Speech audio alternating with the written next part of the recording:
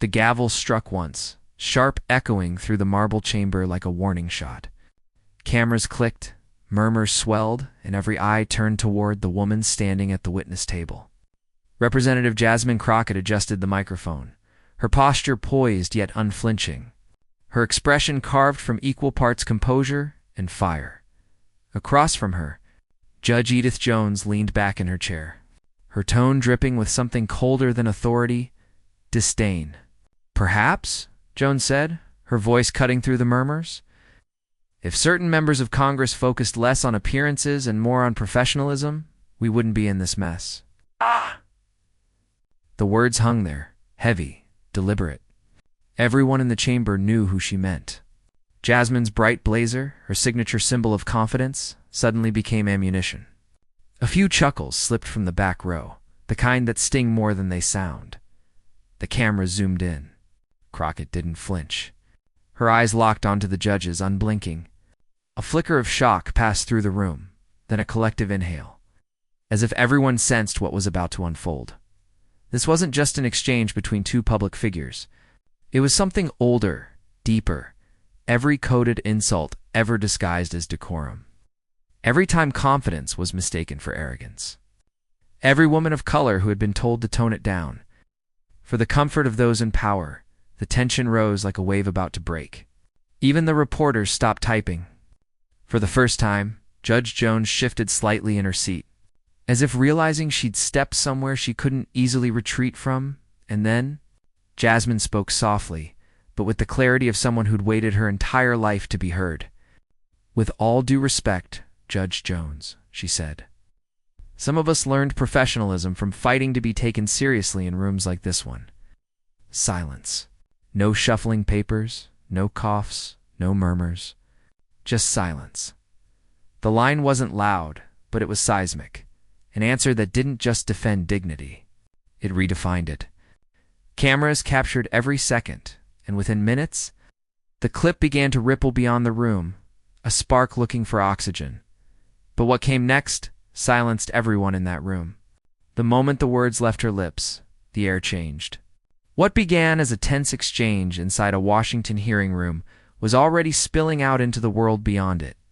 Phones lit up across the chamber, staffers texting, reporters tweeting, lenses turning to capture Jasmine Crockett's face in that perfect instant of defiance. Within minutes, the clip hit social media. Within hours, it was everywhere. The context on paper was simple, a routine oversight hearing about judicial ethics.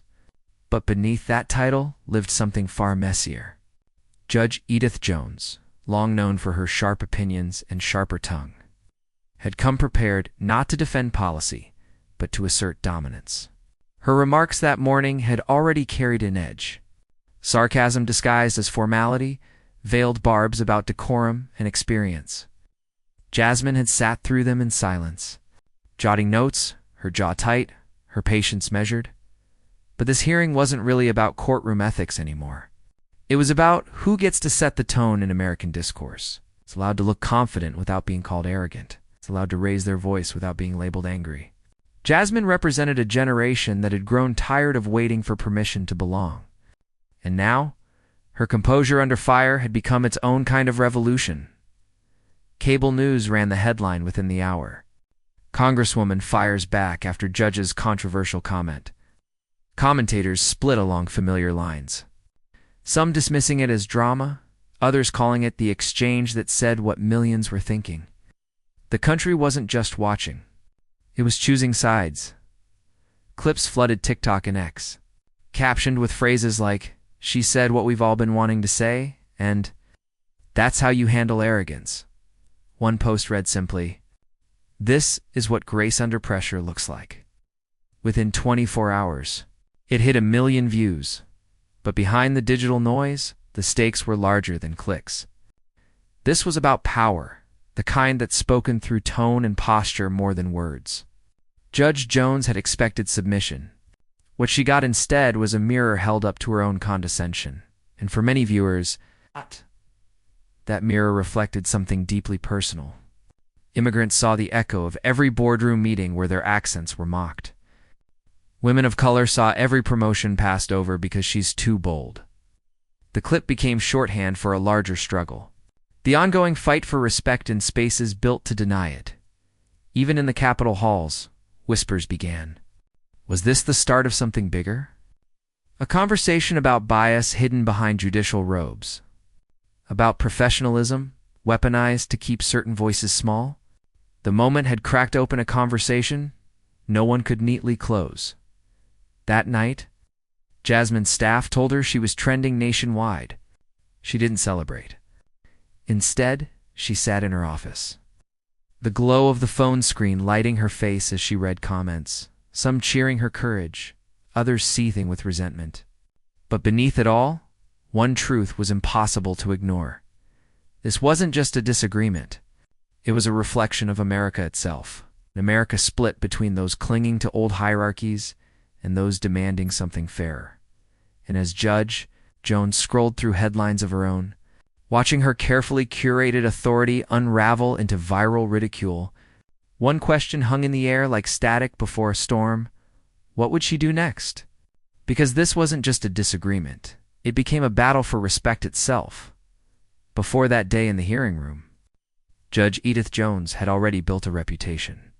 One that walked a thin line between brilliance and brutality. To her supporters, she was a symbol of old-school integrity, a no-nonsense jurist who didn't bend to the culture wars. To her critics, she was the embodiment of everything wrong with America's elite institutions.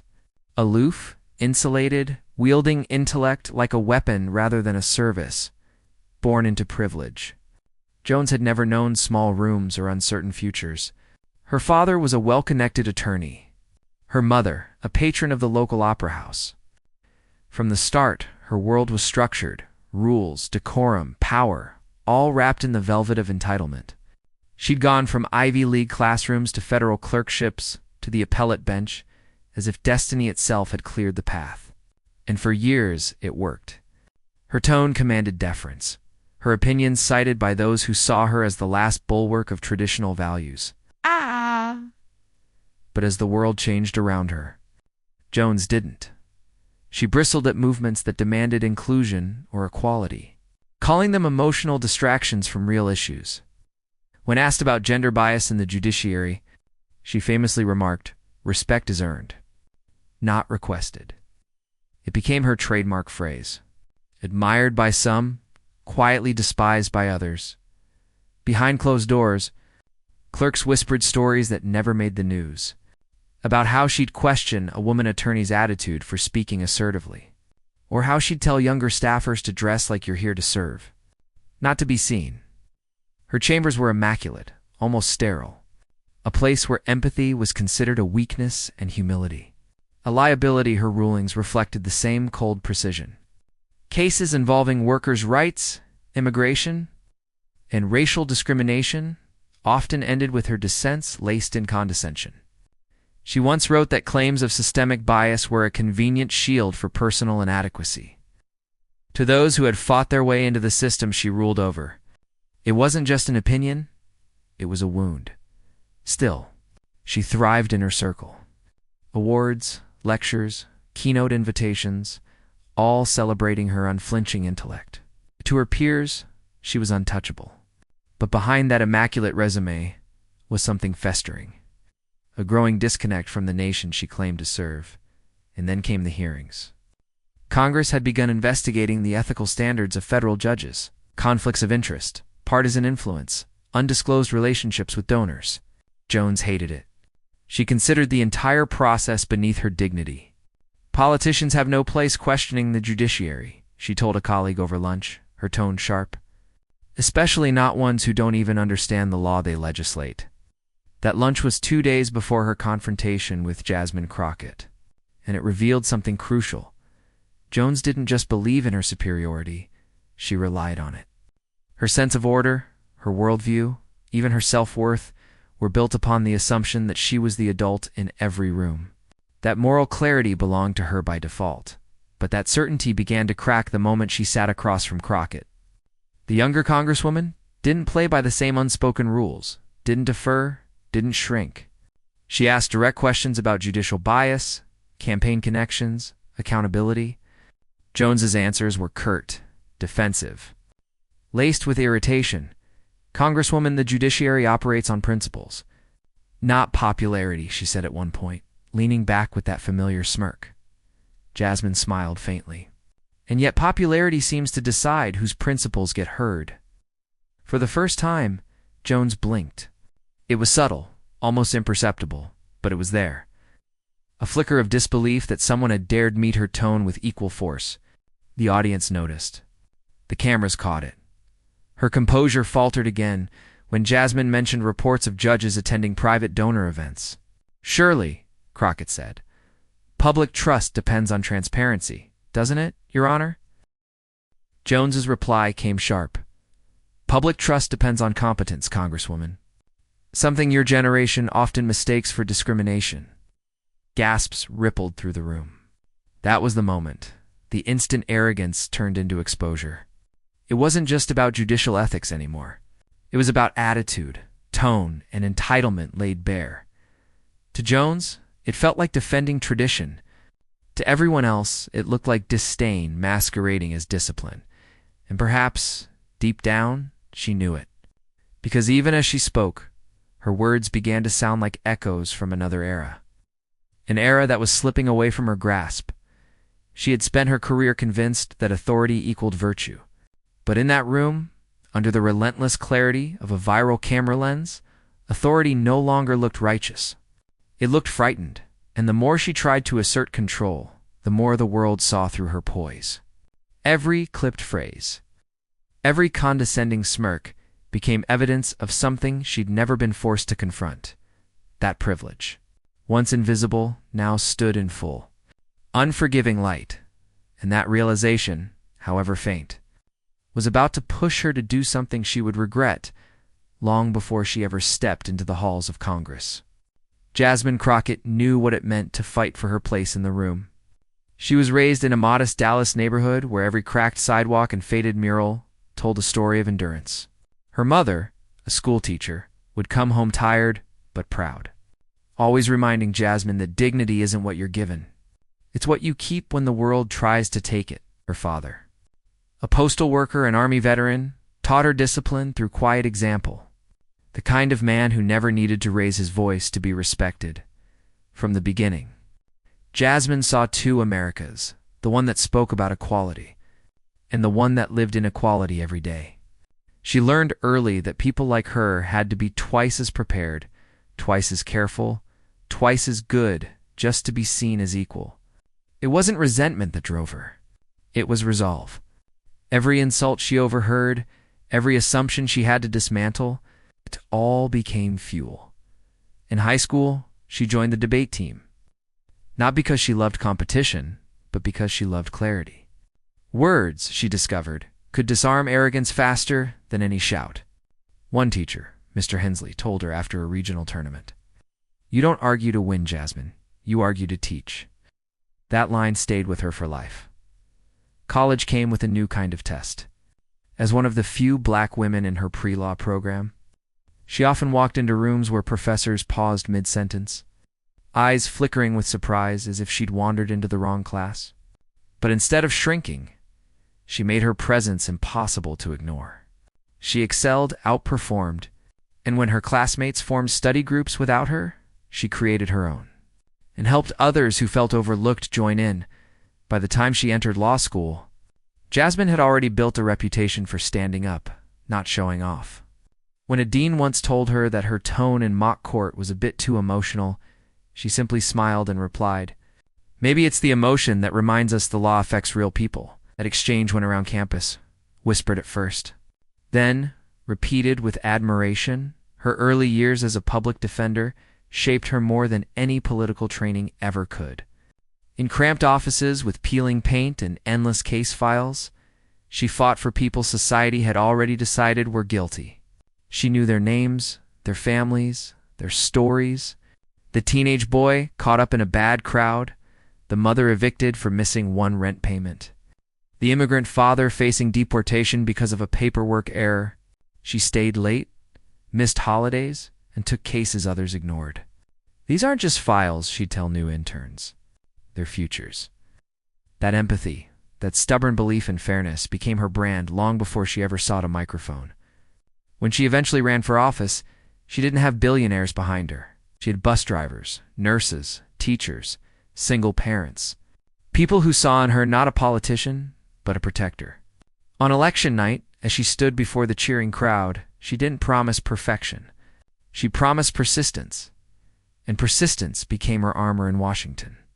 She learned how quickly confidence could be mistaken for defiance, how women who spoke with clarity were often accused of having an attitude, yet she never softened her edges to make others comfortable.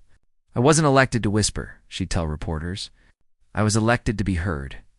Those who underestimated her, colleagues, pundits, even opponents, often found themselves on the wrong side of her calm fire. During her first major committee hearing, when a senior member tried to interrupt her mid-sentence, she stopped, looked him dead in the eye, and said, "I'll yield when I'm finished." The silence that followed said everything. Still, she carried that strength quietly. Her nights often ended at her desk, reviewing case notes, crafting statements, or calling community leaders back home. The glamour of power never interested her. It was the impact that mattered. "If they're talking about me," she once told a friend, "I'm not working hard enough. They should be talking about the people I represent." It was this authenticity, this refusal to play the political performance, that made her both admired and resented. To many, she was a symbol of progress. To others, she was a challenge to the old order. So when she walked into that ethics hearing opposite Judge Edith Jones, she carried more than a stack of notes. She carried generations of women told to sit still. She carried the weight of the overlooked, the mislabeled, the underestimated. Her calm wasn't complacency. It was control earned through years of being tested. In the days leading up to that hearing, her staff had warned her about Jones's temperament. "She's known to be dismissive," they'd said. "Don't take the bait." Jasmine smiled, adjusting her bright blazer in the mirror. "I don't take bait," she replied. "I set standards." And she did. Every question she prepared had purpose. Every word she chose was sharp but fair, respectful but firm. She knew the headlines wouldn't capture nuance. They'd capture moments. And she was determined that her moment would be one that made every person watching feel seen. Because deep down, she understood that this wasn't just a political confrontation. It was cultural, generational, moral. It was about more than law or ego. It was about the right to stand tall without apology. And when Judge Jones tried to humiliate her that day, to dress her dignity as defiance, Jasmine didn't flinch. She'd been underestimated before, and every time, she'd turn that underestimation into the very thing that fueled her rise. The world just didn't know it yet. But they were about to. The hearing resumed after a short recess, but the tension never left the air. The press gallery was packed tighter now, the quiet hum of whispered speculation rising with every shuffle of paper. Judge Edith Jones re-entered the chamber with her jaw clenched, that thin smile she wore before, now gone. Jasmine Crockett sat ready, calm. Her notes aligned perfectly before her, like the calm before a storm. She already knew how to weather. Jones began to speak first. "I'd like to clarify," she said, her tone rehearsed, "that my earlier remarks were taken out of context. My intention was to remind this committee of professionalism, something that seems to have been lost in recent years." The words were polite, but the glare she shot across the table wasn't. The implication was clear. She wasn't apologizing. She was doubling down. Jasmine didn't interrupt. She simply tilted her head slightly, pen tapping against the paper, her gaze steady but unreadable. Around them, cameras zoomed in. Reporters leaned forward. Sensing that something more combustible was about to ignite, Jones continued, her voice growing sharper. "We have judges across this country being attacked simply for doing their jobs. Meanwhile, certain members of Congress, a pause, deliberate, heavy, seem more concerned with going viral than governing responsibly." That landed like a slap. Gasps echoed through the room, followed by the quiet rustle of hands grabbing phones. The jab was unmistakable, personal. Jasmine's clip had already hit millions of views by that morning, and Jones knew it. Jasmine inhaled slowly, her expression unchanged. "Are you suggesting," she asked softly, "that public accountability is a distraction, Judge?" "I'm suggesting," Jones snapped, "that dignity comes from restraint, not performance. Some of us were taught that before social media taught everyone to play the victim." The words sliced through the silence, leaving behind a cold, electric quiet. The audience froze. The committee chair shifted uncomfortably. Even Jones's own aides seemed to stiffen behind her. It was no longer about ethics or process. It was about pride and contempt laid bare. Jasmine set her pen down, the click echoing in the stillness. For a long moment, she said nothing. She let the silence do what it always did, reveal who was uncomfortable with it. Jones began to fidget, clearing her throat, as if the quiet itself were an indictment. Then Jasmine spoke. Measured, deliberate, every syllable carrying the weight of composure. "Judge Jones, restraint is easy when the world already listens to you. Some of us had to speak up just to be heard once." A few heads lifted. The tension tightened. Jones smirked, but it didn't reach her eyes. "With all due respect, Congresswoman, I'm not here to debate victimhood narratives." Jasmine nodded slightly, almost in pity. "I wouldn't expect you to," she said. "Narratives are for those willing to look beyond themselves." For the first time, Jones faltered. Her hand twitched toward her glass of water. The cameras caught it. The power dynamic had shifted almost imperceptibly, but enough that the audience felt it. A tremor before the quake. The committee chair tried to interject, but Jones wasn't finished. "Perhaps," she said, her voice rising, "if members of Congress showed the same respect for tradition that judges like me uphold, we wouldn't have these problems in the first place." That was the breaking point. The mask slipped. The line was no longer about ethics. It was about superiority, about putting someone in their place. The audience knew it. Social media would know it within minutes. Jasmine leaned forward slightly, her eyes locked on the judge's. "Respect isn't a tradition, Judge," she said quietly.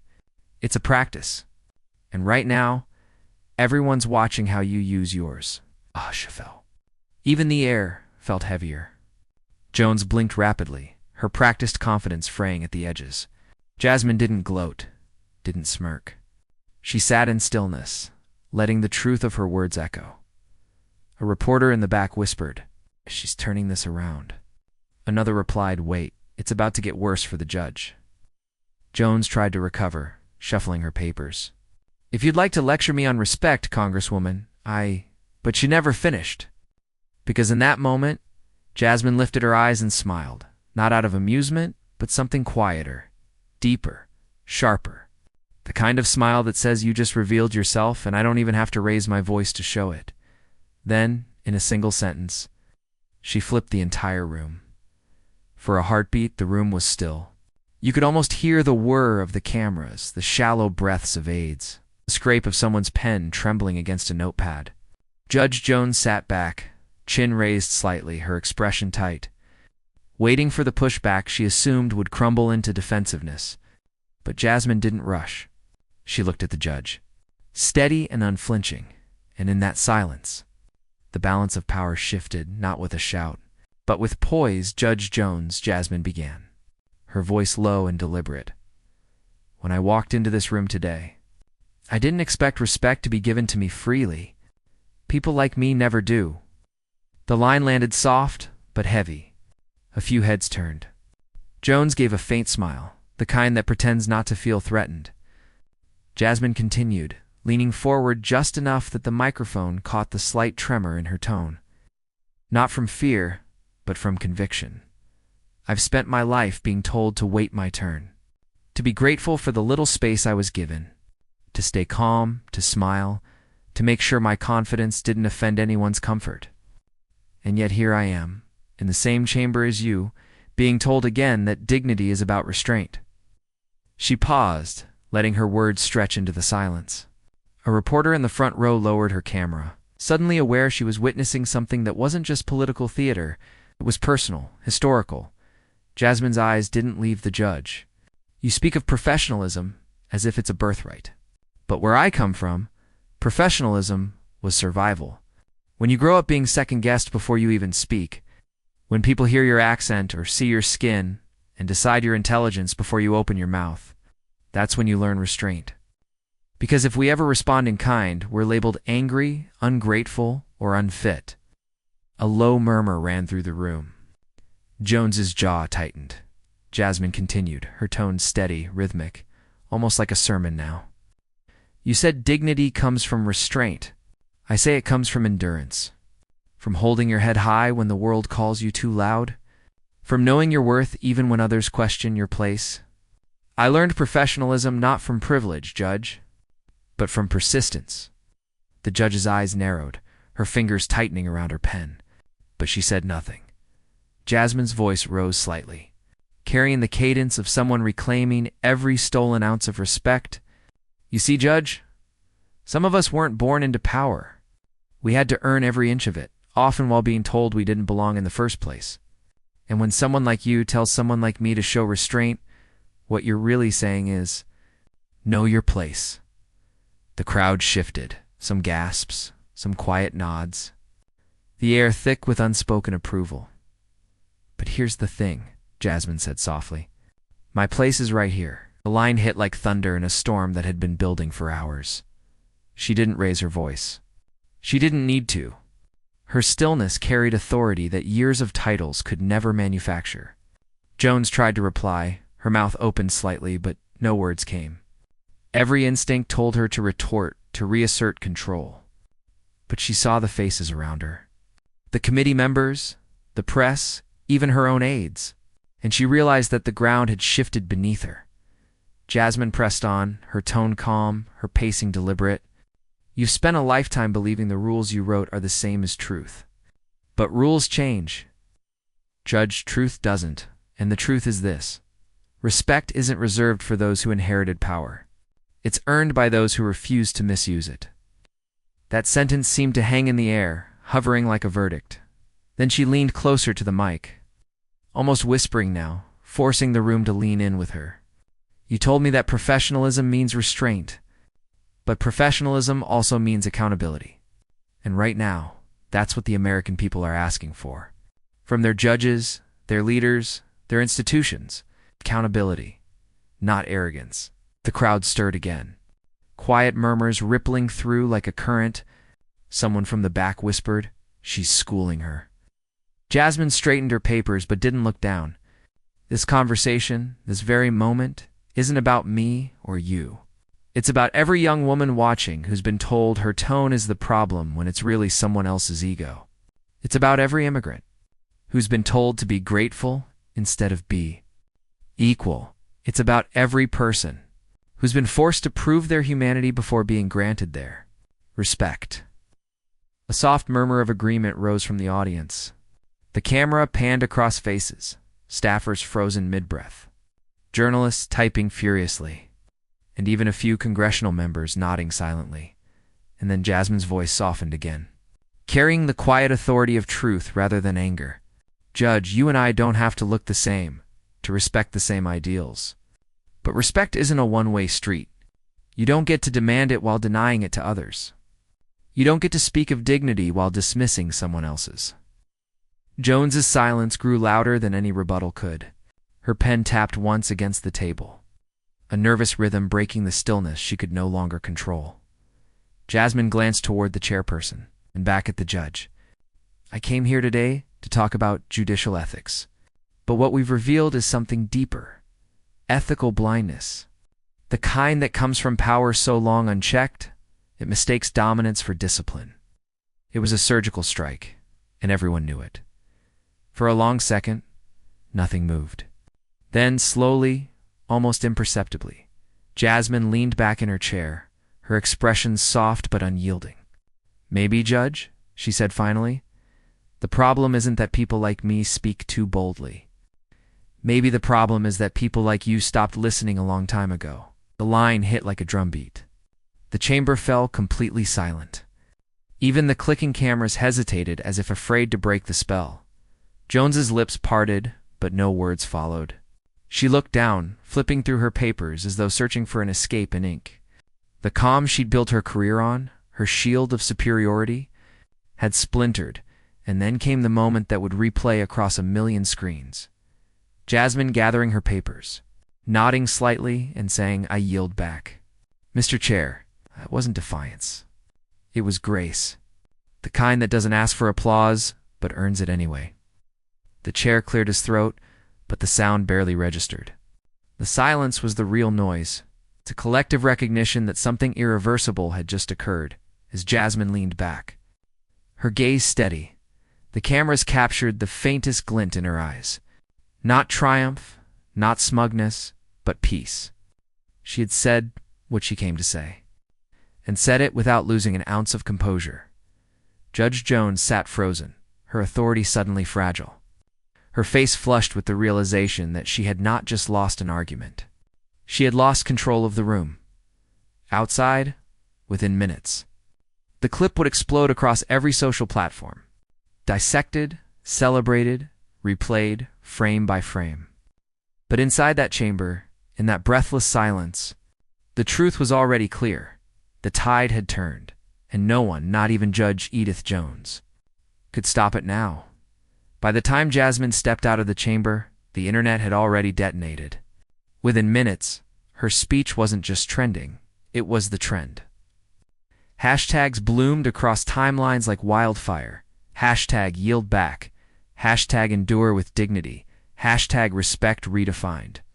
The clip of her final words, "Maybe the problem is that people like you stopped listening," looped endlessly, reframed in slow motion, remixed over music, quoted under photos of women standing tall in boardrooms, classrooms. In courtrooms, the country hadn't just watched a congressional hearing. They'd witnessed a cultural moment. On TikTok, creators stitched reactions, some with tears in their eyes, others shouting at their screens as if Jasmine could hear them. This right here is what representation looks like," said one young woman, her voice cracking as she filmed from a cramped dorm room. She didn't raise her voice once. She didn't have to. Twitter, or what was left of it, became a digital battleground of admiration, analysis, and awe. Political commentators called it the most defining on-record rebuke of judicial arrogance in a generation. Memes surfaced within the hour. Side-by-sides of Jasmine's calm stare next to Jones's stunned silence. Captions reading power without shouting or composure is the loudest mic drop. Even the late-night shows couldn't resist. One host opened their monologue by replaying the clip, pausing mid-sentence to laugh. "This is the first time in history," they said, "that a federal judge got bench-slapped without a gavel." The audience roared. But outside of comedy, something more serious stirred. News outlets ran. Think. Pieces titled "The Day Decorum Met Its Reckoning" and how one congresswoman spoke for the silenced. Panels debated whether Jasmine's words marked a turning point for women of color in politics, or whether the establishment would retaliate. Op-eds poured in from lawyers, teachers, and immigrants alike, all repeating the same sentiment. She didn't just defend herself. She defended us. Even those who didn't know her name before that day felt the rippled glimpse of young girls reenacting her final. Lines spread across Instagram Reels. "Maybe the problem isn't that we speak too boldly," one caption read. "Maybe the problem is that they stopped listening." It became more than a quote. It became a mantra. Corporate brands tried to catch the wave. Some sincere, others shamelessly opportunistic. One apparel company released shirts that simply read, "I yield back" in sleek lettering. Within hours, they sold out. Activists began using the moment to rally support for judicial ethics reform. For the first time in years, civic engagement didn't feel abstract. It felt electric. Still, the other side stirred. Conservative pundits called Jasmine's speech performative outrage, claiming she'd disrespected the robe. Judge Jones released a statement through her clerk that evening, a brittle two-sentence note about maintaining the dignity of proceedings. The damage, or rather, the clarity, had already settled. What Jones saw as insubordination, millions saw as inspiration. Cable news replayed the confrontation for 3 straight days. One anchor, trying to remain neutral, paused mid-broadcast as Jasmine's speech played again. "You can feel it," she whispered, forgetting she was still live. "That's not anger.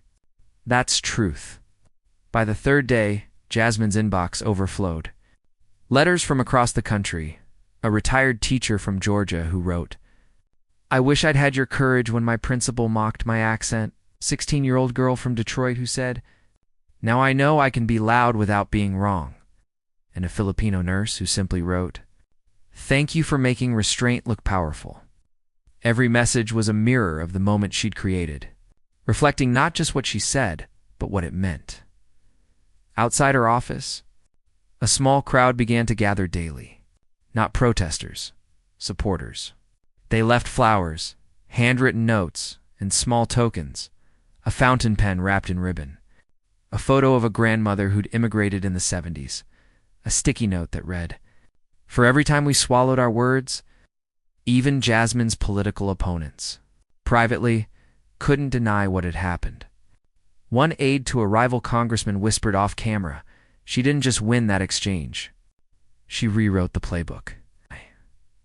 Social scientists would later call it the yield-back effect, the phenomenon where silence, strategically placed, speaks louder than any slogan. It wasn't about outrage. It was about ownership in a world addicted to noise. Jasmine had weaponized calm, and the internet couldn't get enough. Clips of her closing moment racked up hundreds of millions of views across platforms. Reaction videos, music remixes, even classroom discussions used it as an example of rhetorical control. A college debate team in New York opened their competition with her line as an epigraph. Professors in media studies called it the viral blueprint of modern grace under fire. But for Jasmine, it wasn't about virality. Late that night, as she sat alone in her office, the glow of the city outside her window, she replayed the clip once, just once. Not for pride, but for perspective. She watched herself pause before speaking, felt the weight of every word again, and whispered quietly. "This wasn't supposed to be about me." Her phone buzzed. Another notification, another headline, another flood of reactions. She turned it over, silencing the noise, because even she knew something larger was moving now. A conversation she had ignited was no longer hers to control. Outside, the city pulsed with light and life. Screens glowed in coffee shops and living rooms. Millions were watching, discussing, feeling seen. If you missed it live, you were already behind, because this wasn't just a hearing anymore. This was the moment everyone talked about. Days later, when the frenzy had settled into a steady hum of admiration, Jasmine stood before a small group of young volunteers in her district office. No cameras, no microphones, just ordinary people who had watched her moment unfold online and came hoping to hear what it meant. She smiled quietly as one of them. A college student clutching a notebook asked, "How did you stay calm when she tried to belittle you like that?" Jasmine thought for a moment, tracing her fingers along the rim of her coffee cup. "Because she wanted me to be angry," she said softly. "That's how they win, by making us react instead of respond." "But dignity," she continued, looking up. "Dignity doesn't shout. It stands." The room fell silent. The volunteers leaned in, hanging on every word.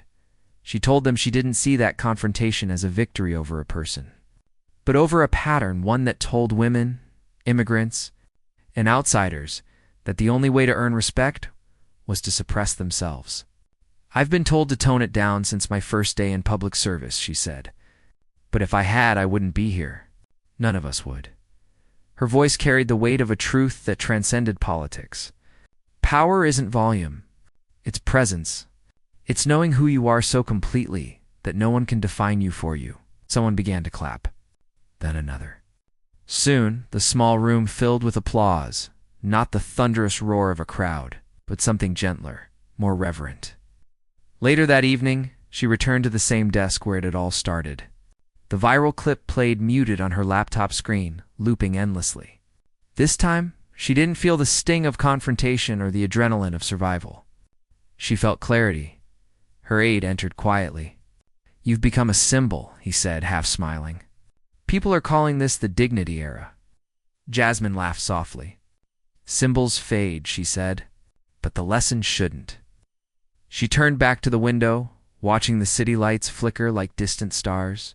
In them, she saw the faces of those who'd written to her, the teacher, the nurse, the teenage girl. People who had found in her composure a reflection of their own strength. She whispered to herself, as though addressing them all, "We don't need permission to belong. We never did." It was more than a statement, it was a promise. News commentators would later summarize her moment as a clash between arrogance and authenticity. But for Jasmine, it was simpler. It was about choosing peace when provoked, choosing truth when cornered, and choosing self-respect when silence would have been safer. She knew now that courage wasn't the absence of fear. It was grace under fire, and that the loudest revolutions begin not in shouts, but in stillness. The next morning, she pinned a handwritten note on her office wall, written on the back of an old envelope. It read, "Dignity is not a performance. It's the quiet refusal to shrink." It stayed there long after the headlines faded.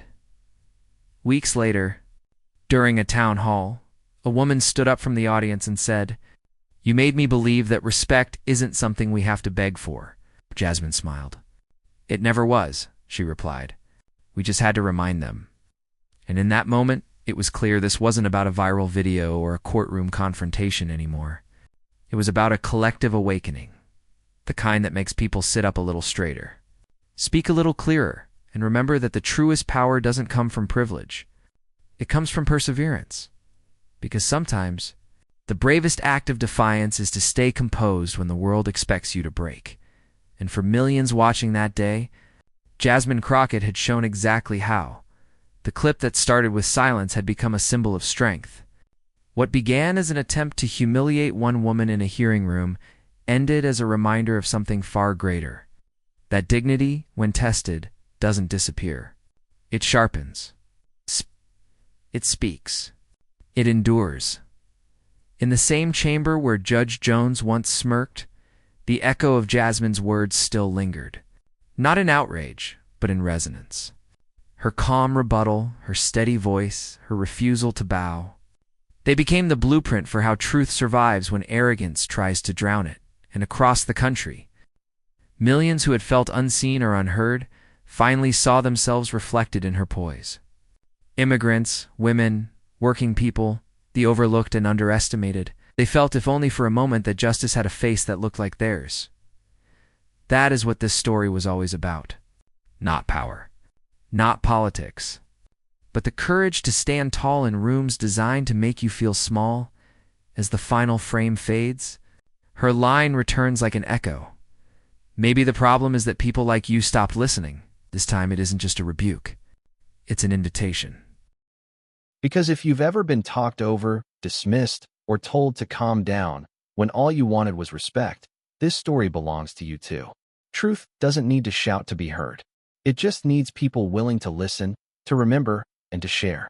So if you believe dignity still matters, if you believe composure is strength, if you believe that truth, no matter how quiet, still deserves a voice, share this story. Let the world know calm is not weakness. It's the loudest form of power we have left.